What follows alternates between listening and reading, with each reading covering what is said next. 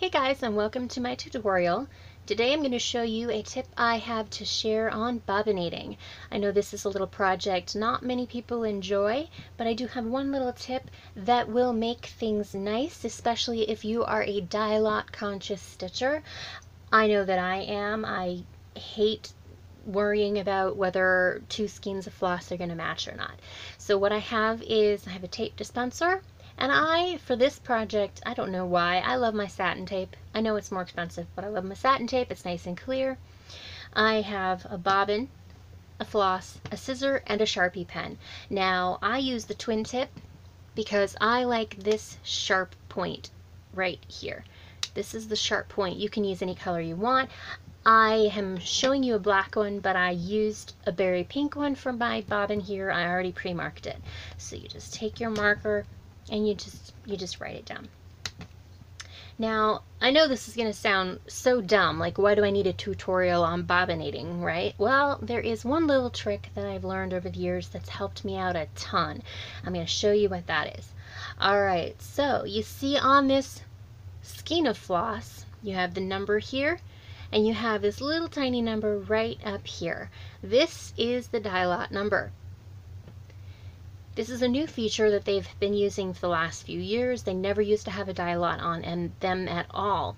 So I take this little band off, and I'm going to take my scissor, and I'm just going to cut right at the black seam on both sides. I don't care if I get a little bit of the other side off. So I just have that to discard. And then I take my bobbin, and I leave this little tiny dye lot number right over here. And I take a piece of tape, any length, that may be a little long, not necessarily needing it that long, and I tape it to the bobbin. So this little number is plainly visible even when the bobbin is wound.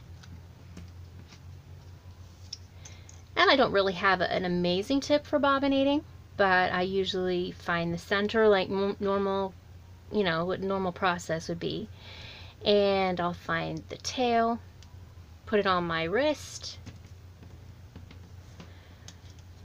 and then I usually feed one end through one of these holes, one of these tips, hold it in place, and I get going. Now I try to go around in a fairly, I am telling you, I keep bumping this camera and this light. I'm having a real challenge with lighting, so I'm having to pull in my, can you forgive my bumping and my clanking? I'm so sorry. I'm having to pull in some extra lighting because even though I have some natural lighting, it's not quite found here. So I just wind it, and I try to kind of keep it as nice as I can. I do not claim to be the most phenomenal bobbinator, but I don't mind it. I actually find it to be kind of fun. It's a nice little change if I don't want to stitch just then, but I want to feel like I'm doing something to do with my stitching projects. So I just unwind it. Sometimes it'll let you pull it like that. So I just wind, wind, wind, wind.